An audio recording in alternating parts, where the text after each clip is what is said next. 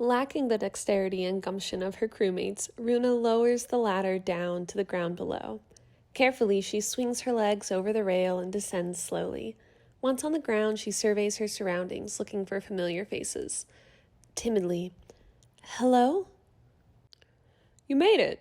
Silas looks up from rifling with things in his pack and leans up against a few abandoned crates littered around the area, but long since emptied of their goods. "I have, a little slower than the rest of you," looking around. "What is this place? It feels off." Glancing toward the village. "That village has seen better days. Their people speak of a curse being just recently lifted, of a tree and death." Glances at the tree in the distance, then points towards the Valraven camp. "Many of our folks are at the camp there, if you have any interest in their company. I'm headed back that way now, if you're interested." "Yes, lead the way." With a slight bow, he sets off. "By the way, your room on the Hawk contains quite the collection of plants."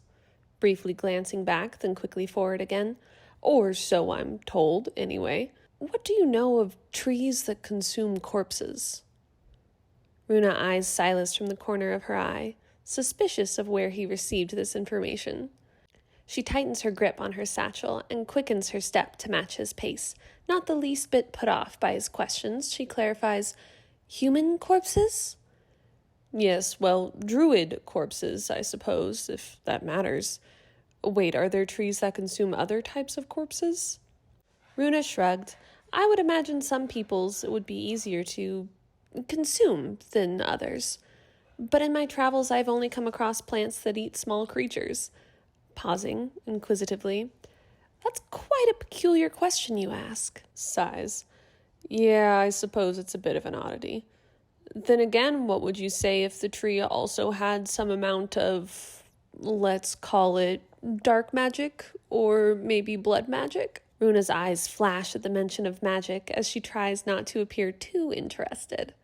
She subconsciously runs her fingers over the stone in her ring. "Blood magic?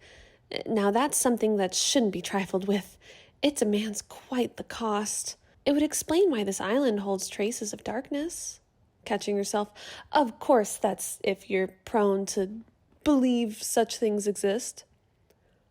"Oh, I'm prone. But who knows? Perhaps the story isn't clear, elements mixed up or hidden. I suppose it would take someone skilled in such things to dig up more information." With a slightly exaggerated pointing motion between two tents. "Ah, there they are, our fellow pirates." It does seem that all knowledge has been called into question. The impossible seems more possible these days. Looking at the camp. "Speaking of, I believe I recognize one of those people speaking with our, fellow pirates." Runa giggles at the thought of being considered a pirate.